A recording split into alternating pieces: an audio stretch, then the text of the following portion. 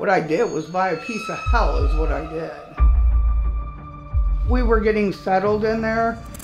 It was the first night I looked at the staircase and I thought, oh my God, those are the same stairs in my dream. All these men in these black cloaks, they were going up and down, and there was a crate in the center. I guess they sacrificed somebody, they did something.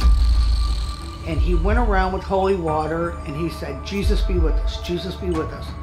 I said, this thing is throwing the holy water back at me.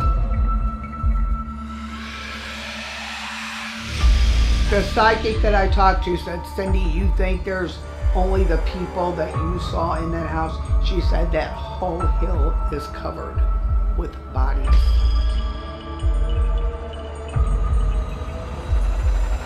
Something grabs me and starts choking me. And I mean, I couldn't get up. And he started acting really crazy, and he picked up an axe and he came to the door. I'd already called the police. I called him back and I said, please hurry up, he's got an axe, he's gonna chop through the door.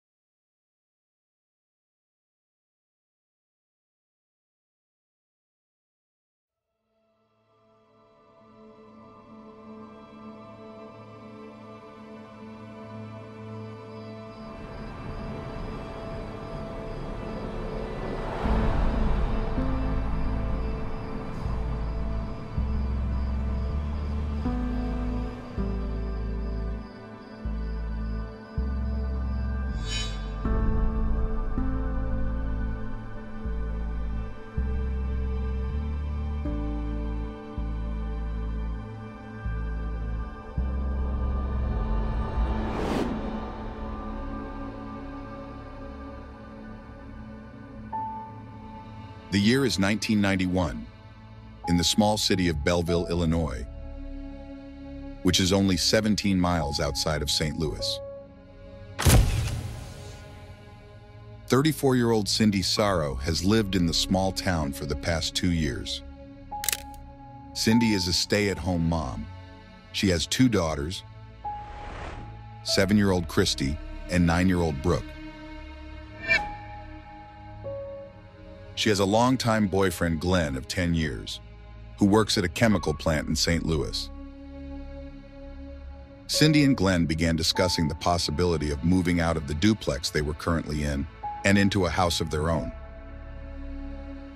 They originally wanted to stay in Belleville, but ultimately decided to start looking in Caseyville, so Cindy could be closer to her mother.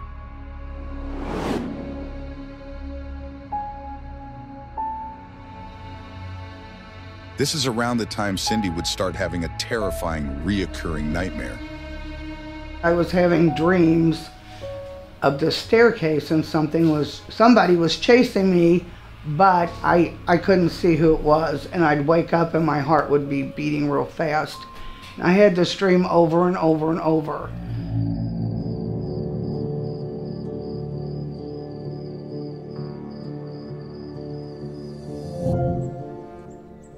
After much consideration, Cindy and Glenn finally decided to purchase a house they had found in Caseyville. It was a short walk through the woods to get to Glenn's mother's house. It was also only about a 5-minute walk from Cindy's mother's apartment. There was wasps all over the place. We couldn't get in the house, it was horrible. So we had to go get spray. We took shovels and dug flowers up. We started walking around and I noticed most of the windows on the bottom floor wouldn't open. It was like they were fake, it was weird. I've never seen anything like that. This was the first of many weird and unexplainable events that took place while they were getting settled in.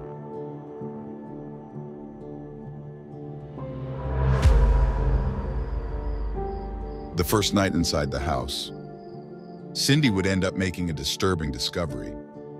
It was the first night I looked at the staircase and I thought, oh my God, those are the same stairs in my dream.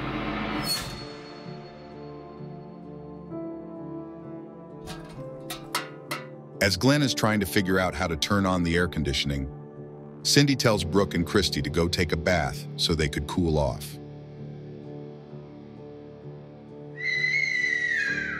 Moments later, Cindy hears screaming coming from the bathroom. When we first moved in too, when I went to give them a bath, black stuff came out of the sink, out of the water. We couldn't take a bath. I had to take them to my mom's. And you know what? I did a load of laundry when I first moved in, and that was all. My clothes weren't dirty, you know, but you wash your clothes. I take them out, and I had a line out there to hang them on. I take them out, and they're black. I went and got a new washer. I thought, what is going on? The water that was coming out was black, and then it stopped. It finally just quit.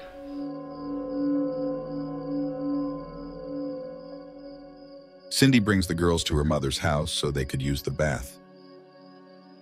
Brooke and Christy would end up staying the night, but Cindy would head back home so that she could continue to unpack. I went to open up a cabinet, and one door fell, then the other, and they just kept falling. All my cabinet doors fell. And I said, what is going on here? And then I noticed the lights would dim. They'd be bright one minute and they'd start dimming.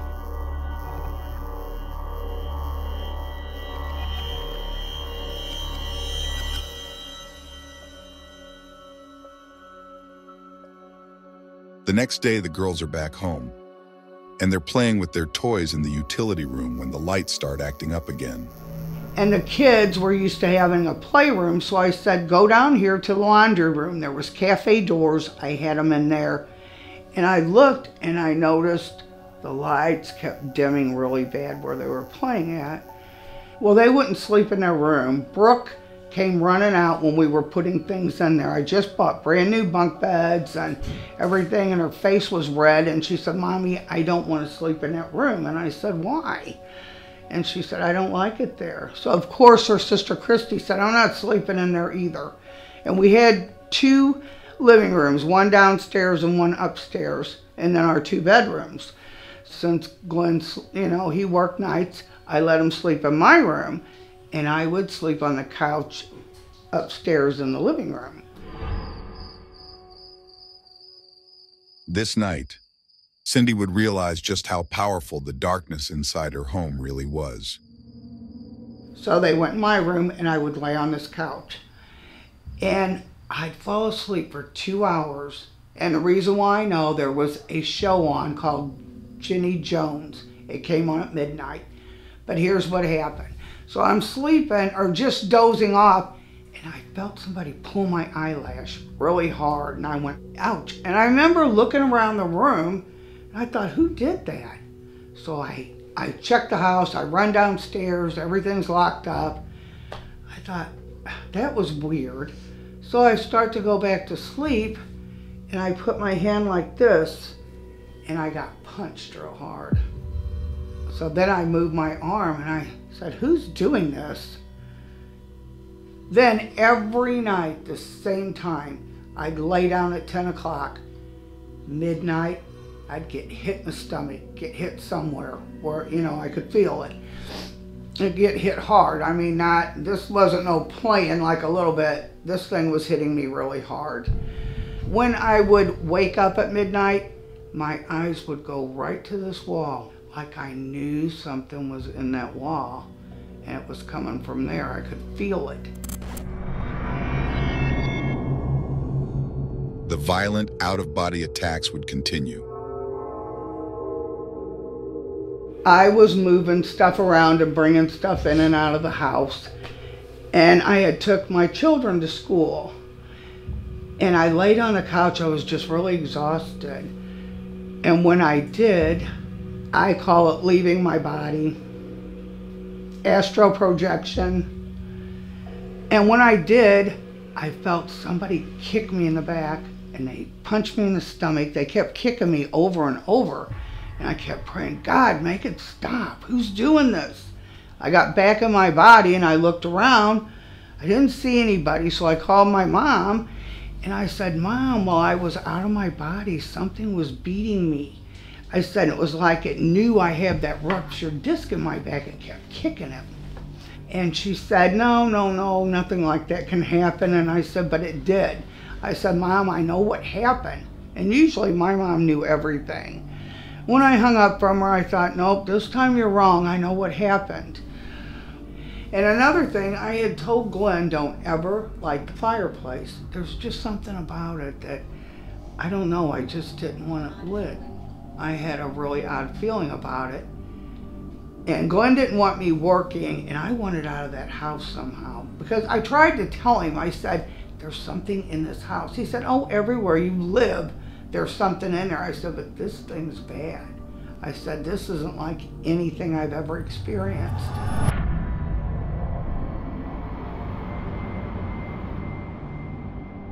The following morning, an electrician is finally able to come out and take a look at what's been going on. I would hit the light switches and electricity would come at me, and it really scared me. He checked everything and said, I hate to tell you folks, and I remember this, I hate to tell you folks, but your wires, somebody purposely turned your wiring around. And I said, well, nobody's been here but us. I said, he wouldn't have did it, and I sure didn't do it. He said, is anything else strange been happening? Well, I didn't want to say, hey, I'm seeing this and something's hitting me, but I said, in my children's room, I said, they won't sleep in there, but the TV keeps coming on by itself and it gets real loud. And he said, well, if you need anything else, just call me. He wanted to get out of there. When I tried to use my telephone, it wouldn't work. So I had the man up there, I don't know how many times, calling the phone company. He said, there's nothing wrong with your phone. You know, there's a dial tone. I said, but there wasn't a while ago, I swear. You know, it was when I would try to call my mom. When my mom did come up there, she would get deathly sick. And she had lupus, so she quit coming around. And my cousin Angie came up one time. My head hurt so bad, I was on the floor crying. And Glenn said, you're gonna have to leave. Like, it didn't want me talking to anybody. I guess, you know, to tell what was going on. After only a short while of living inside the house, it began creating a rift in Cindy and Glenn's relationship. The haunting quickly became more and more violent, looking for any opportunity to strike. Glenn and I were fighting because, you know, I thought, well, I bought a dump because I listened to you. So I went outside because I was mad. And we had a puppy out there. And the puppy got real still. It was playful. Well, I got pushed so hard, I went down. I turned around and I said, you son of a bitch. But when I turned, there was nobody there. And I noticed the puppy was so still.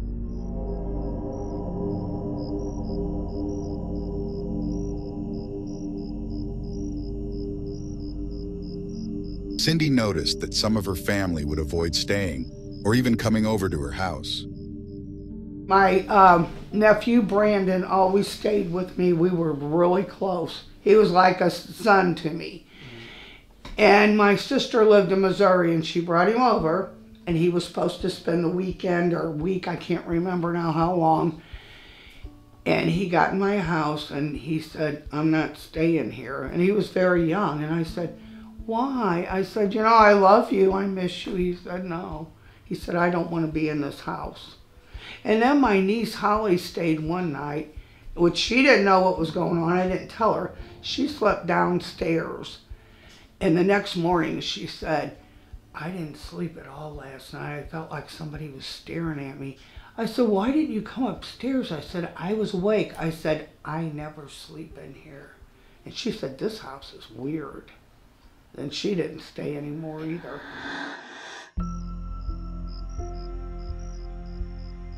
Night after night at the exact same time, Cindy would endure severe physical beatings.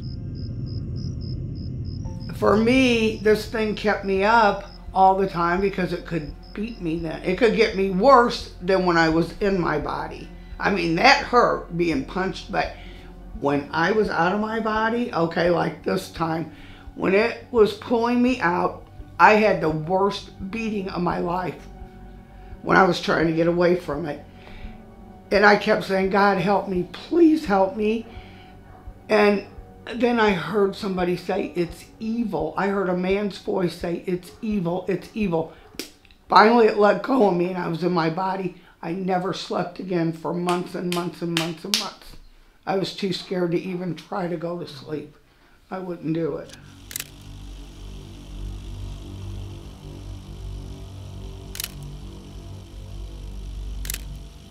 Whatever was inside Cindy's house began to possess her boyfriend, Glenn. One morning, after I took them to school and I came back, that's before I was working, I guess, and he said, Cindy, come here. But he sounded weird. I shouldn't have went in there. I went in the bedroom. He took this oversized pillow, went like that, and I was kicking and hitting, and I couldn't. He was suffocating me with the pillow. And I finally got away from him. I took off and went to my mom's, and I thought, I can't tell her what he just did. And then when he got up later, he acted like nothing. And then I thought, that really wasn't him. Like something took over him. Brooke and Christy regularly played with a boy named Sean, who lived in a mobile home behind them on the hill. Cindy recalls it was her birthday, October 10th, when the girls were outside playing with Sean. Christy ran back to Cindy to tell her something horrible that he had said. Christy cried and came to me. She said, Sean said he's going to nail you to the wall at midnight. And I said, Sean, get over here. I said, did you say that? And he said, yeah. And I said, why did you say that? He said, I don't know why. And another time, Glenn was up on the roof trying to do something. And Sean said, I'm going to split his head wide open. I told him, I said, Sean, you be quiet. And Glenn had already heard him and jumped down and he said, what'd you say, boy? And he said it. And I said, he didn't mean it. He said, get out of here. Go home now. Stay away from here. I remember that too. Yeah, because the kid was really nice, and all of a sudden, when he started coming in our house and that, he started acting really weird.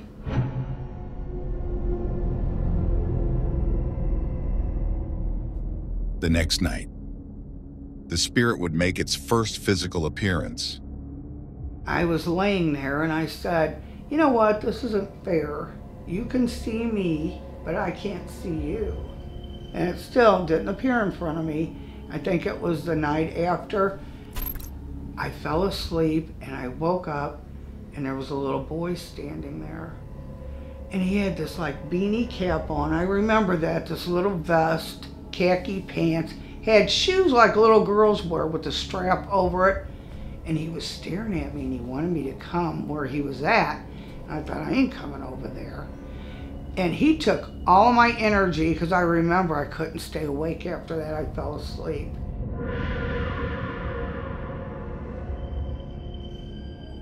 That would be the only time Cindy would see the spirit of the young boy. But the beatings would continue and become more painful. By this point, Cindy and Glenn were always arguing. One afternoon, they got into an argument so bad that Cindy had to call Glenn's mother to have her convince Glenn to stay with her for the rest of the night.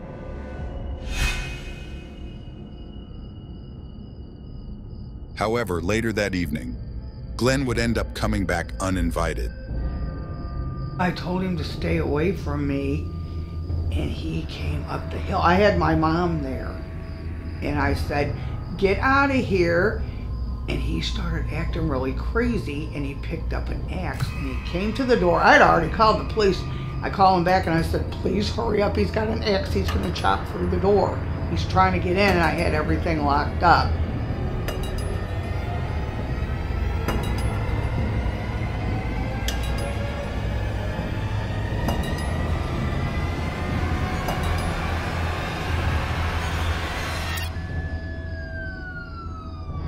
Well, then they pulled up. It was JD, they called him, Sergeant Roth. He pulled up and he said, hey, Glenn, what are you doing with that axe? He said, I'm chopping wood.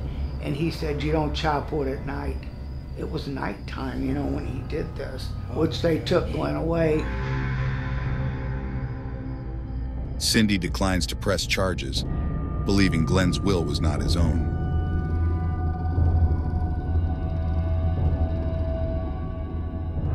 Later, while Cindy is trying to sleep, she would witness another apparition, but this time it was a soldier. I think that's the same night that the soldier ended up coming out. It's either that night or the next, because Glenn wasn't there anymore, and then that soldier appeared. He came out of the wall. Cindy believes the soldier appeared because Glenn had removed the tattered American flag they had outside just days earlier. Yeah, well, he took away the flag because it was all ripped, and I said, you need to replace that. And I think that's what made the soldier mad, because he never replaced it. He left it the way it was. There was nothing on the flagpole. I'm trying to think if he had a hat on or he didn't. I know he had the puffy white sleeves, black pants. He had boots that went up to here, black boots. So I told my uncle about it. He said, you know what, Cindy, that makes sense. He said Cannonball Hill was called Cannonball Hill because back in the day, that's when they had the wars. He said they buried people there. Since then, we had the earthquakes, and that would have moved them right over to where your house is. Several nights later, Or maybe they may have been intimidated. It was something. Don't you intimidate people? While Cindy is dozing off to the talk show, she gets up to use the restroom. Segments and shows too, and I think that You know how you gotta go to the bathroom middle of the night? I would pull the chain to turn the light on, and it would turn itself back off. Well, this night, I went in there, and I was, you know, you look in the mirror when you're washing your hands, and I see this really old lady staring at me, and I'm like, oh my God. So I pulled the chain, and when I did, I felt her pulling with me. I run out of there and let that chain fly. In the morning, Glenn comes by to see the girls. Cindy and Glenn had been getting along better lately, and after a couple weeks of being away, Cindy allows him to move back in.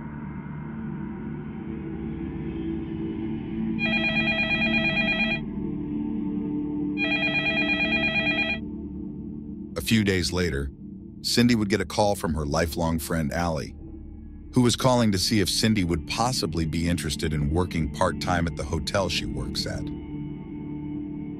At first, Cindy was hesitant to accept the offer because of her chronic back issues and the lack of sleep she was getting. However, she would eventually take her friend up on her offer and started working part-time. Well, I ended up getting a job, and I was home before I'd take them to school or to the bus, and then I'd go where I had to go, and I'd come back and be home by the time that they were there, so that was fine. Well, the one time I come home from work, I smelled, as soon as I walked in, I smelled wood burning.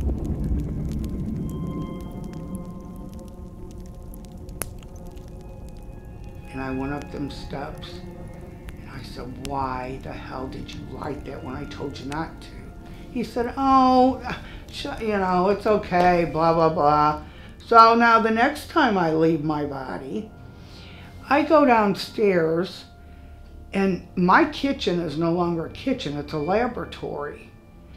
And there's these two men in white coats, and I remember they had these test tubes and shaking them up and down.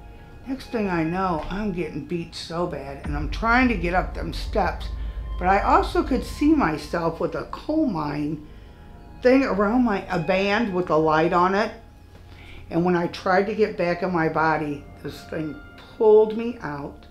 I could hear my bones cracking, making noise as I was being pulled, and I kept saying, God help me, please. I don't know why, but I thought everything that was happening to me just seemed like, who would believe it? I couldn't even believe it myself.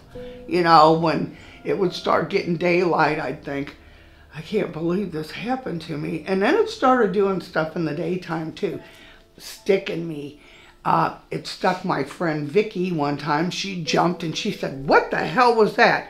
I said, "I get poked all the time, but it doesn't leave a mark on you."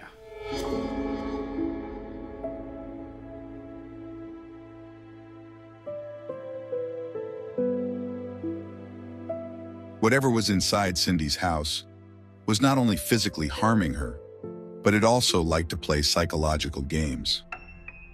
And one time my cousin came over, Charles, with his girlfriend, and my phone rang then, and I said hello, and there was a man's voice on there that said, "Cindy, can you talk?" and I said, "Who is this?" And then it went dead. Never did find out.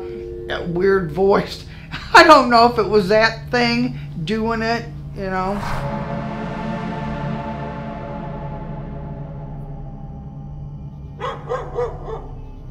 On top of everything that was already going on, Cindy noticed strange behavior in their dog.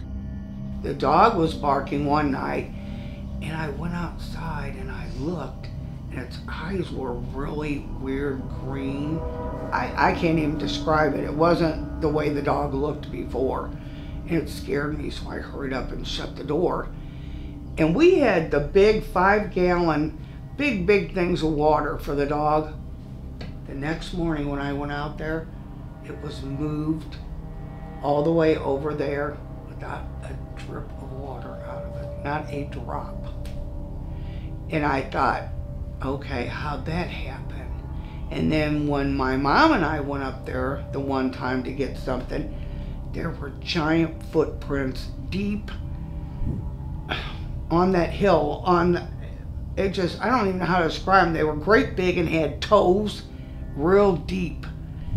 And I wish I'd have took a picture of that. I didn't. I just wanted to get away from there. It scared me, you know. Yeah, I think I remember it not looking like normal. I mean, it didn't look like an animal's footprint for sure. And it was very deep.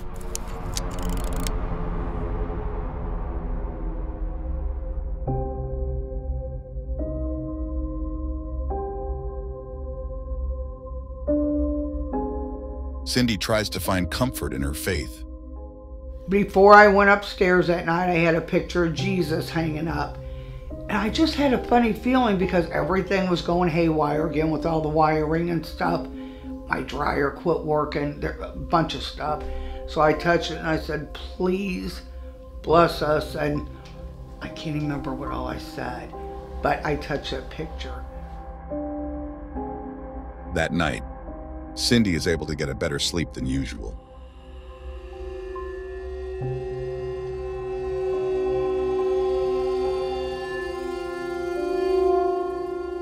However, when she wakes up, the evil is waiting for her.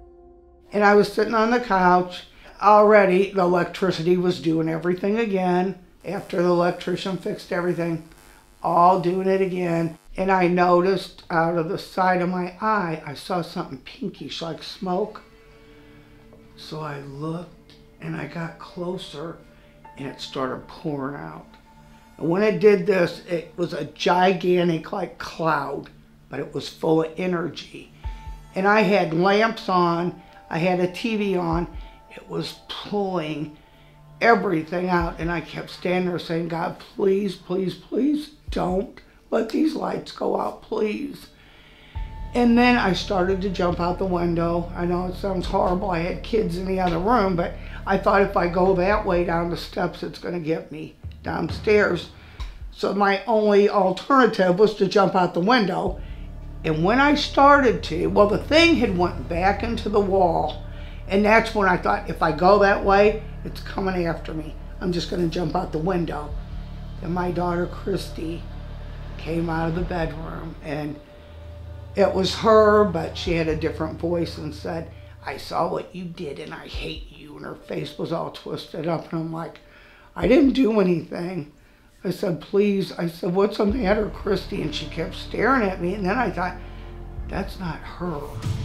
Yeah, she had a faraway look in her eyes, and I knew it was Christy's body, but it wasn't her voice and the way her face was like, and I was so scared. I thought, I'm scared of my own daughter. I know that's my daughter, but yet it isn't. And like I said, I don't even know how I got over there by her, because she was just like in a daze staring at me. and I put her back in the bed. But when I noticed, when I went in there, their light was off, and I thought that light was on before, so I put it on and put her to bed. But she didn't remember anything. And that's when I called my grandma Raymer, because she's very religious, and I told her what was going on, and she said, your house is possessed. She said, get them kids and get out of there. Well, that morning, I tried to act like in front of my kids everything was fine, got them ready for school, and then Glenn, I went over, he come home, and I whispered to him, he was at the kitchen table, I said, I'm leaving this house, and I'm not coming back. And he said, what? I said, I'm telling you, this thing's trying to kill me, I'm done. So I got them on the bus, and then after that, it was like a dam broke in me. I started crying, and I got to work. I didn't know I couldn't speak after that, and my friend tried to talk to me, and I couldn't speak. She said, Cindy, what happened to you? And I'm like, I couldn't, you know, I couldn't.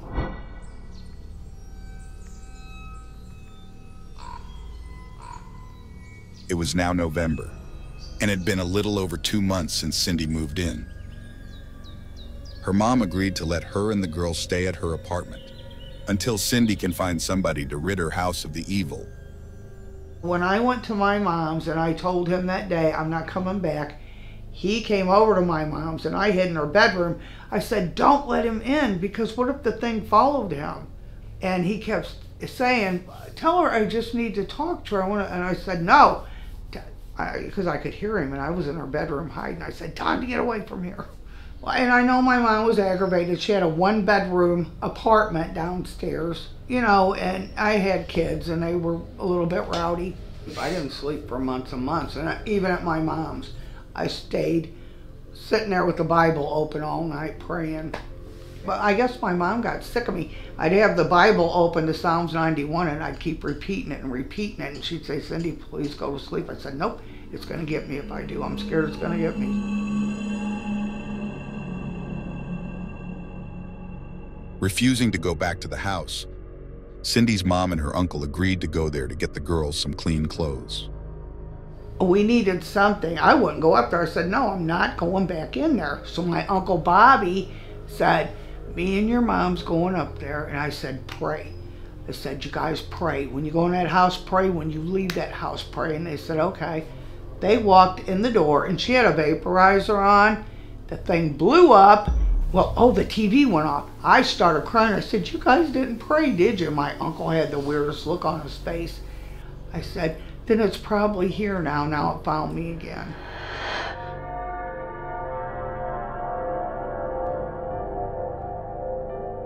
Cindy tries to seek help from her local churches, but they all seem to have different excuses on why they are not able to help her. But see, I called the Catholic priest in Caseyville first, and this guy, you know, I'm trying to tell him, this thing's trying to kill me, I need your help. Well, when I have time, we'll have a chat. And I said, a chat?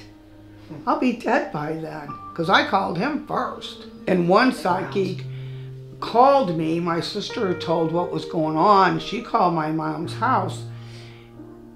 What did she tell me? That she said, what's happening is real. She said, and I wish I could help you, but this is a demon.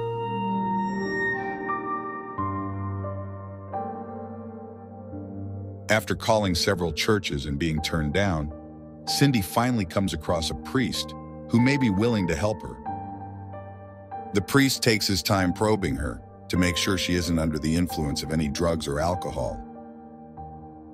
They had a long conversation on the phone. Cindy had told the priest everything that had happened to her so far in the house. Before hanging up, he told her they would keep in touch.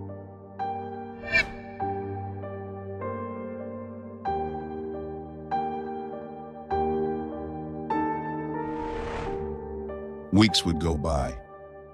November and Thanksgiving would pass, with no word from the priest. Cindy was still staying at her mom's, and she fell into a deep depressive state. My Uncle Jimmy went up there for something. He had an electrician with him, and the guy looked in our box because Jimmy said, electricity keeps coming out of Cindy when she flips a light switch on, her dryer quit working, different stuff. He started telling him my lights, how they would dim. And he said, man, no wonder. He said, all these wires are turned around. They were back. That thing turned them back around again after the electrician had fixed it. I thought, this thing was smart, I'm telling you.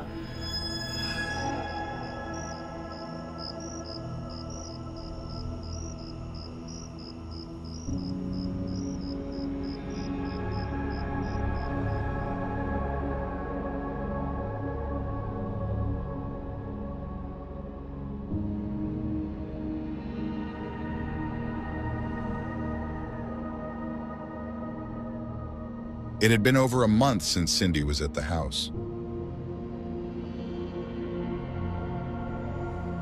But since she knew her daughters needed fresh clothes, she finally decided she needed to go back. Her mother agreed to go with her. And me and Mom went up to get the kids' clothes. I kept washing our stuff out. I said, I'm not going back in that house. I'm too scared. So I kept hand washing it. And then finally my mom said, let me go over there with you and get the kids some clothes. So we got over there, and there was a cross on my door, which had freaked me out. Great big one that he had put up there. He got scared, but he wasn't living there. He started staying at his mom's. And then we went back and called him, and he said, yeah, he talked to a preacher or whoever and told him get crosses in there and do this and that. The priest Cindy had been talking to asked her if she'd be willing to undergo a psychological evaluation.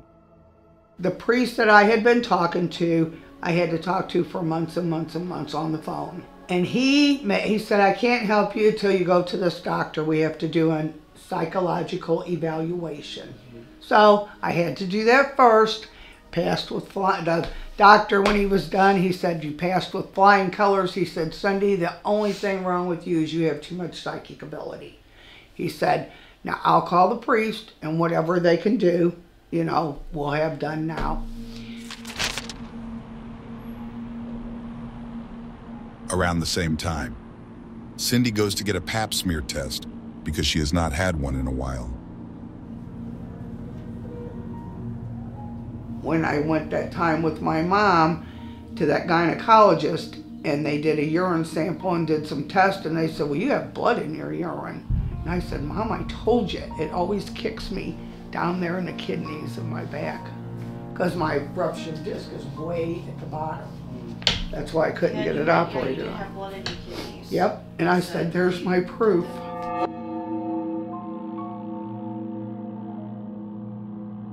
During this time, Glenn's father would tragically pass away after a battle with bladder cancer. He ended up with cancer of the bladder cancer. Okay. He came up there too when Glenn and I were fighting. His dad and I were close, so, so he come up there. And then I did the same thing with Grandma when she came up there. She got Well, that's sick. what I said. My mom would get so sick, and she quit coming over. And I would try to get to her, and my brakes would go out. Like I said, going down the hill and stuff, just different stuff. And if I'd go to call her, we had no phone. And I know the guy probably thought I was crazy. I kept calling him, the guy out for the phone repairs, and he'd say, there's nothing wrong with your phone.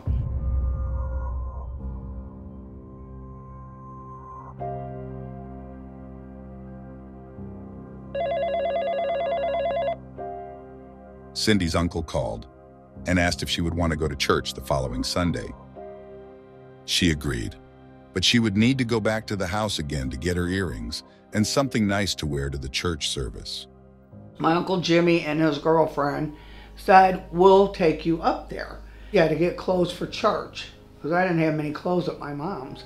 One priest too, I said something, and I said, well, I'm going to go up there, and I guess it was when I was getting the clothes for church, and he said, you be careful going in there. And I said, well, I'm not afraid of that little boy. And he said, that little boy and the evil are the same. But then I remember when he first appeared, I thought, you can't be hitting me like that. I mean, when I got hit hard. When I saw him, when he appeared, He reminded me of my nephew, Brandon, the one that came over and wouldn't stay, except for his ears were different. I remember that. I thought, nope. Like, I guess he did that so I wouldn't be scared and walk over there, but I knew better. Something told me, no, don't do it. And I stayed on the couch.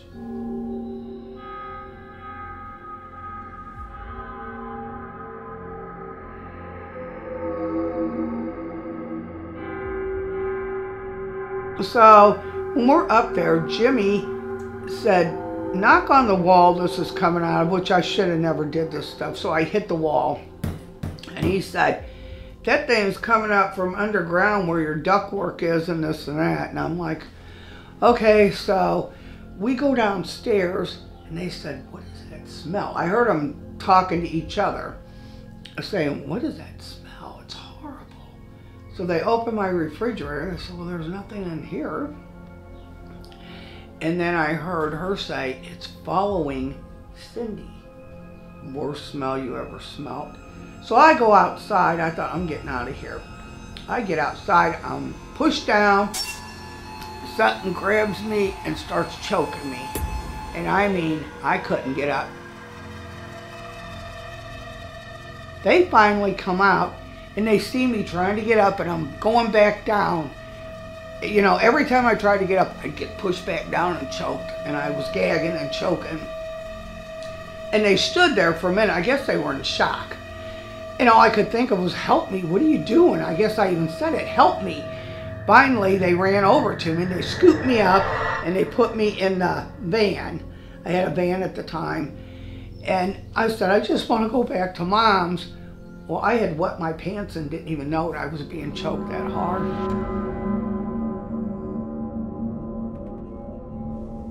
Cindy would spend the night at her mom's. And in the morning, her Uncle Jimmy would come by and pick her and the girls up for church. Okay, so I went to church and they prayed over me. And by the time they were done, I was just like exhausted. So I go to my mom's and my mom said, Cindy, please just lay down just for a while. I said, okay, so I went in a room and I left my body. And all of a sudden there's a can of a dress, like way back in the day. How they wore back, I guess, in the 20s or whatever. I went in my mom's kitchen and I saw really old Coca-Cola bottles. Everything was different. Next thing I know, I'm at that house, but I'm outside on a hill. I was up on the hill where my house is, and I could smell the dirt really well. It was really strong. When I looked down, all these men in these black cloaks, they were going up and down, and there was a crate in the center, which looked like a coffin. It was like an old crate. It wasn't anything nice. Like there was a body or something in there. That's how I felt. They were, I guess they sacrificed somebody. They did something. Hail Satan. Why should I not hate my enemies? Hail Satan. Hail Satan. I seen the one guy's face. It was as if I was standing next to him, but really I was up on that hill. I can't explain it. It was weird. I could see his nose, the side of his face, and they were going back and forth on it. And I was like, oh my God. And I could smell that dirt. Well, then I come out of it, and I thought, what the hell? So I called the psychic lady, and she said, before you went to sleep, did you ask God why you were going through this? I said, yeah. She said, well, he's trying to tell you. And she said, Cindy, I'm going to tell you right now, you think there's only the people that you saw in that house? She said, that whole hill is covered with bodies.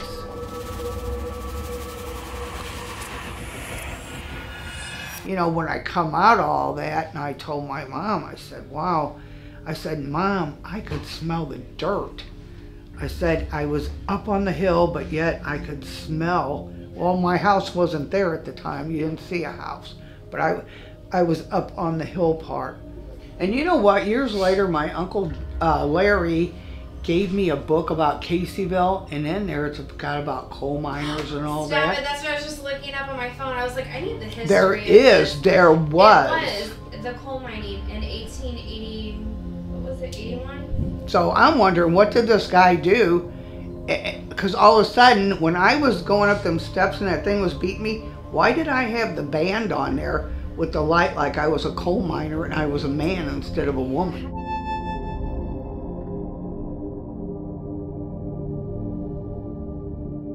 The next day, the priest would call Cindy and tell her that he was finally ready to go inside the house. So he waits a little bit more.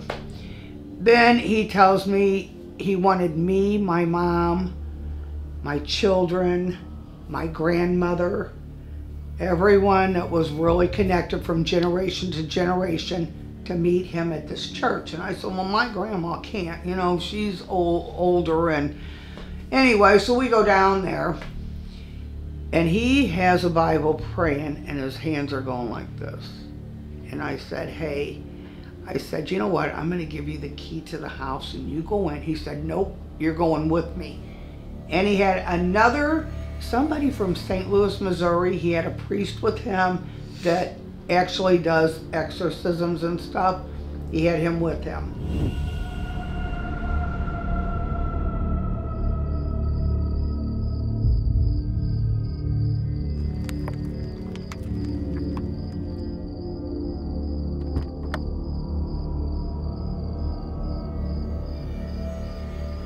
When we went in there, you know, I went with him and he went around with holy water and he said, Jesus be with us, Jesus be with us.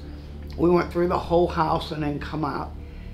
And I don't know, I had the weirdest feeling. I thought, this didn't work. But I said, are you sure everything's okay?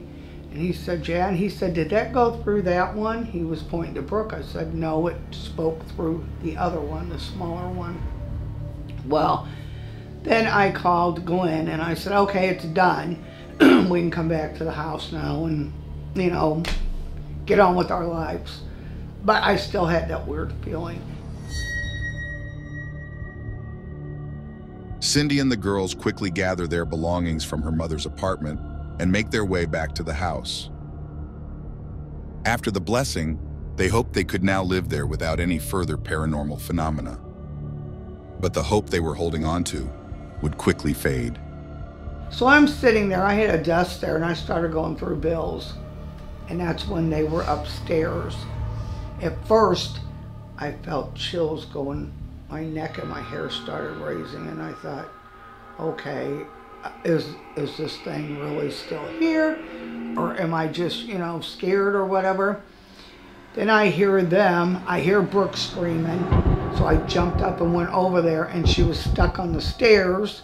And that's when I cussed the thing, because you can do what you want with me, but when you mess with my kids, it's a different story. Something unseen was holding Brooke back from going down the stairs. So then I'm screaming at it, you know, you son of a put her down, leave her alone. So I called Glenn and I said, that thing's still in here, I'm leaving. I'm on my way up there now. So he's trying to talk me into staying there. They're in the living room downstairs and all of a sudden you hear bam, bam. And they're screaming and running. They said something hit the wall between them, started beating on it. I went outside for a minute and that bad smell hit me right in the face as if to say, ha ha, I'm still here. Rotten. Smelled like the rottenest smell I've ever smelled in my life. So then after that, I went back to my mom's, and I know my mom was aggravated. She had a 1-bedroom apartment downstairs, you know, and I had kids and they were a little bit rowdy. She just wanted everything, you know, to be good again and me get back in the house. She calls the priest and tells him the evil is still inside of her house and asks if there is anything else he can do. I called that priest and I told him, I said, please help me. I said, it's still in the house. He said, quit leaving your body. And he hung up on me. He said, I'm not coming back in that house, ever. I had a psychic tell me, put the white light around you, get what you have to get, and then get out of that house and don't. She said, walk down that hill, don't ever look back. You hire movers to come in there and get your stuff. She said, don't you ever go back up there. Cindy knows the evil presence is coming from underneath her house, and that she will never be able to rid the property of it for good. She ultimately decided to put the house on the market after only 3 months of living there. While the house is listed for sale, Cindy goes back and forth from her mother's apartment and back to the house to do bigger loads of laundry and to feed the dog. So I told Glenn, I said, meet me up there. I need to do some wash. I said, you go in there with me. And I kept praying this white light around me by then. So I go in there. I go in the laundry room, and the holy water that he had threw, boom, boom, boom, was on my arm. It came back at me off the wall, and I said, look, Glenn, I said, this thing is throwing the holy water back at me. So I guess we ended up leaving. And one time I pulled the dog in with me. Glenn was supposed to meet me up there to do wash, and he didn't show up. So I said, you know, the dog hated coming in the house, but it went in there. And I'll never forget that I was standing in the kitchen. It was really nice outside. And I looked over and I could see her breath. So I thought, what is going on? So I started walking around the kitchen going, and I couldn't see my breath. So then I ran out with her. I remember I said, come on, and we ran outside.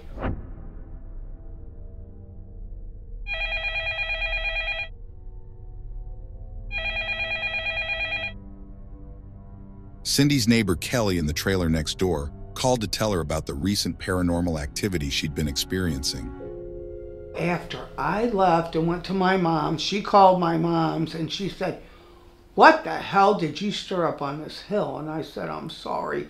She said, Cindy, there's stuff even going on in my trailer now. Because she had a trailer up there. Yeah, there was some bad things went on with her, and she just said, you know, she was scared. Cindy would host an open house, but was disappointed when she noticed a lot of the people who showed up were locals who were just interested in seeing the house because they heard it was haunted. People were walking in and out, so there was mud and stuff, you know, on the floors back then. So I went up there to clean because, you know, we had an open house or whatever where people were looking. And I'm trying to think of what happened first. I was mopping the floor and I got knocked down. I remember that. And Brooke said, Mom, are you okay? She was at the table and she had some coins playing with them. And I said, I'm fine. You know, I'm trying to act like I wasn't scared. And didn't the TV go off that day in the other room? And I unplugged it. It should all be in the book. I know it was the same time. She was playing with coins and it took it away from her. And they started flying. And then I said, you know what, we're going to leave now. But I tried to act like I wasn't afraid, you know.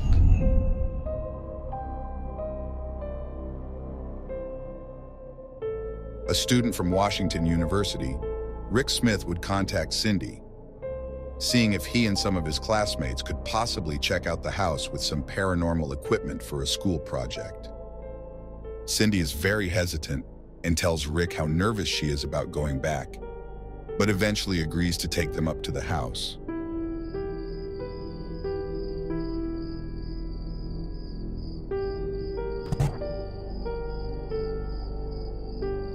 Well, he said, if you feel it around you, tell me. And I said, it's around me now. And all of a sudden, this thing went, and it blew it up. Holly was with me, my niece, because I said, I don't want to do this by myself. I don't even want to be up there. So she went with me, and we had a bike, a stationary bike, the kind, you know, exercise bike. And I looked over there. It was so weird because it looked like they were moving the handles, and I didn't know if she saw the same thing till we left. And she said, Cindy, something weird happened when them guys were up there. She said that bike was going back and forth. I said, you saw it too? I said, I saw that too. But I kept staring, thinking, how could this do this? How could that make that do that? One evening, Cindy is with her daughter, Brooke, leaving her mother's to go run some errands. As she's backing out, she notices a van sitting in front of the driveway, blocking her from leaving. He didn't get out of the car, did he? He just blocked us. And then I remember when I walked over to him, because I thought he had me blocked, he said his name was Daryl. He said, I know what's going on with you. He said, it wants you to sacrifice yourself. He said, but I'm going to sacrifice myself if you take me up there. He told me that somebody was murdered and a child was murdered. They killed a child, I think the parents or whoever. And he told me what date it was. I know it was March, and I can't remember, but it was way back. Yeah, he said I would find out if I look at the date, then I'd know why all this was going on. When talking to the man, Cindy noticed blood on his forehead. And I saw that blood, and then he started saying... But I do want to clarify, because I know you said blood dripping. It's not like, he didn't have blood dripping. It was like you could see blood on his head, like there was like a gash. But this guy knew a lot of stuff, and he wasn't old or anything to know some of the stuff that he was saying to me. And I said, Brooke, run. We're going to hurry up and get him Mom's. And Mom had been watching out the window and said, who is that? And I said, Mom, I don't know. Not even a minute later, when Cindy came back out, the man was nowhere to be seen. He just disappeared. He was gone. I don't know, because the police, I went down there quick. My mom told me to. They put the AP, whatever it is, put a thing out, and they said, we can't find a car that looks like that. It was the weirdest looking. It was way old-fashioned, and it had like panels on it, brown, something like, it was weird looking. Like how old of a car? You know what? I really don't know, but it was nothing like that we've seen or that I've ever seen since I was alive.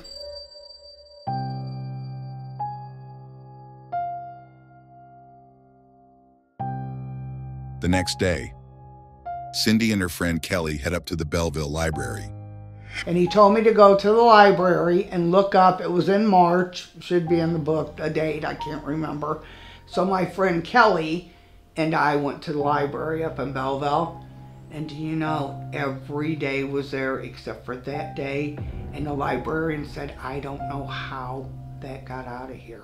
And that's the only date that was missing out of the... And we got the librarian and we said, where is this date? And she said, well, I don't know. I don't know what happened to it. How it, disappeared like that. Cindy is very disappointed that she was no closer to figuring out what exactly happened on her property. Some of her closest friends asked her if it would be possible to get a tour of the house before she sells it. She knows she's not supposed to go anywhere near the house, but agrees to give them a tour for all the things they had done for her in the past. My uncle said that somebody wanted to come up there. There was a whole crew of people that night. This girl goes into this room and she said, I'm doing a tea reading. And I said, I don't know about all this. The room that everything was happening. Yeah, so she goes in there with this tea. I don't know what she was doing, but then you heard a bunch of bam, bam, bam. Oh my God. And her screaming, Daryl, Daryl, yelling that name. And her mouth was, like somebody busted her in the mouth. And I said, well, I'm done, you guys. I said, nobody's coming back up here. I'm not letting anybody. I wasn't supposed to be up there anyway. I shouldn't have been doing that. My mom's landlord said the nephew hung around somebody named Daryl, but he died. And that girl said that name, Daryl. In an effort to rekindle his relationship with Cindy, Glenn purchases a trailer a couple towns away.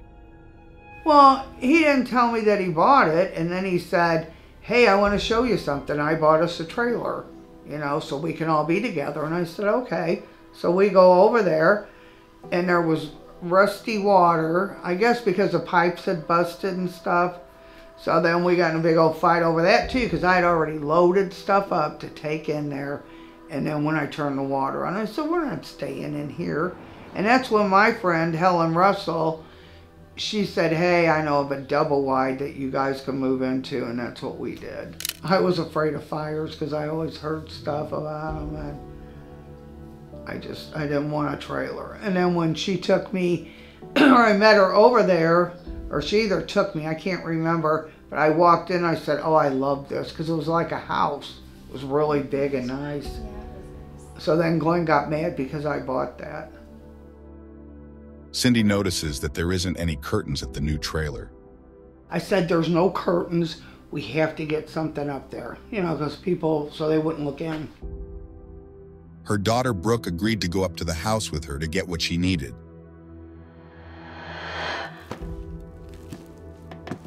We went upstairs. I said, are you scared to go up there? And she said, I'll go with you. We'll be fine. She was my rock.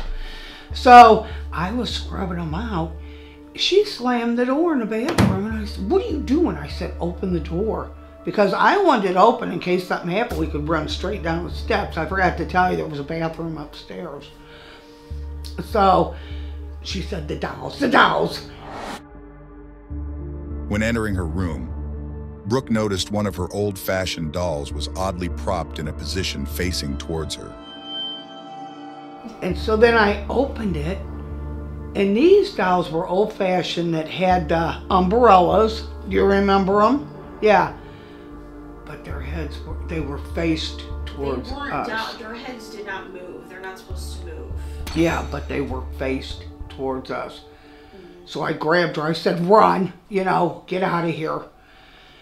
So then I took her to Mom's, I think. Then we got my other daughter, Christy. We came back up. I said, I have to get this done. I remember, because I have to rinse them and throw them in the dryer. We still had our dryer there. But I had them sit in the car, and I remember when I put the things in the dryer, all of a sudden I heard voices all around me like, oh my God, they were so loud. There was a bunch of them. And I was going like this, trying to get through them, because I knew there was people all over me, spirits all around me. And I just ran through it. And then I went outside. That was scary. While getting settled into the new trailer, Brooke and Christy would get invited to a slumber party, which meant Cindy would have to go back to the house again to get their sleeping bags. She has her friend Donna go with her, who has psychic abilities. And one lady went up there with me because they were invited to a slumber party, and I didn't want to go up there and get their sleeping bags. They were in a closet. She bent down and she said, Cindy, when I got in that closet, something ice cold went through me. And then she said, we need to get out of here. And we got to the kitchen. She said, I smell roses. Her pants were ice cold. Yeah, oh yeah. And she went to her sister's house and she said, feel me. She said, I'm still cold. Like something went right through her. Wow. What was the smell? Roses? Now, roses at the end, but that's when I prayed myself up. You know how you keep praying and praying. When I had that house up for sale, I walked in there, the whole ceiling was on the floor, and I remember standing there crying, thinking, this can't be happening. Because somebody was gonna look at the house. And you would think maybe the water or something. I got a guy up there, he had checked, he said there's no leaks or anything. And then somebody said, oh, maybe there's a pipe busted or this or that. Nope. And then I got a hold of a man that came over, and he told me to go upstairs and keep turning the water on.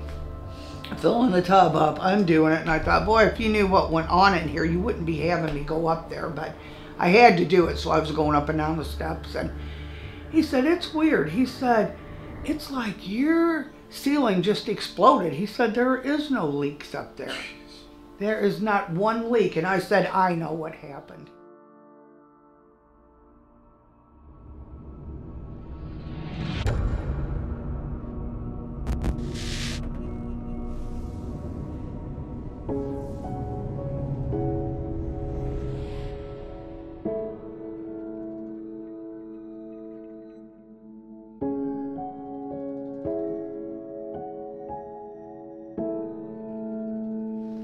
Hi, my name is Cindy Sarro. This is a book that I just told the story about. And if you're interested, you can find it on Amazon or Arthur House.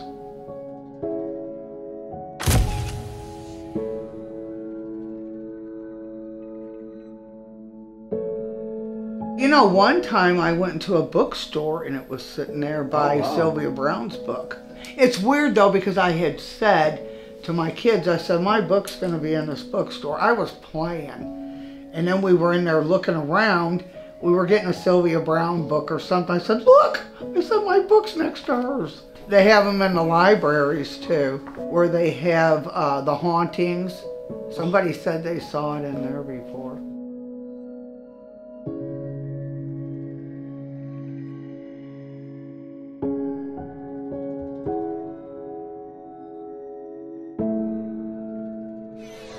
There are doors.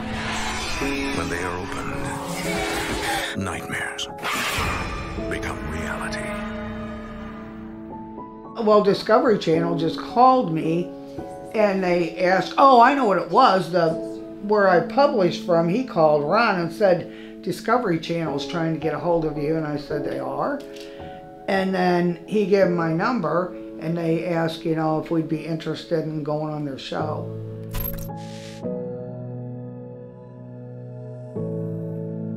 They said, Cindy, we can't get it all in here, but somebody's going to see it, you know, that's higher up that makes movies, and they said, you'll probably, well, they said get a movie out of it, and they'll put everything in it then. But we were really upset at the way they did that. I mean, I was so mad when I saw that. Was so scary, and I'm like, that's not even anything. Yeah, that was nothing they didn't even touch on compared to what really happened. Crazy stuff, so. And plus, I had told them, I said, I don't want any lies in here. And they said, oh, there won't be. The lady that I spoke to. That's TV. We realized, you know, TV, they're gonna. Yeah, they had him chopping the door all the way down and like The Shining and then her up in the air like that. And I'm like. What my dad said. He was like, holy shit, this is like The Shining. I know, that's what when I see the thing. You're holding the knife. He did have an axe. He really was going to do it, but the cops got him. If they would have waited a minute more, he probably would have went through the door, but he didn't actually get to.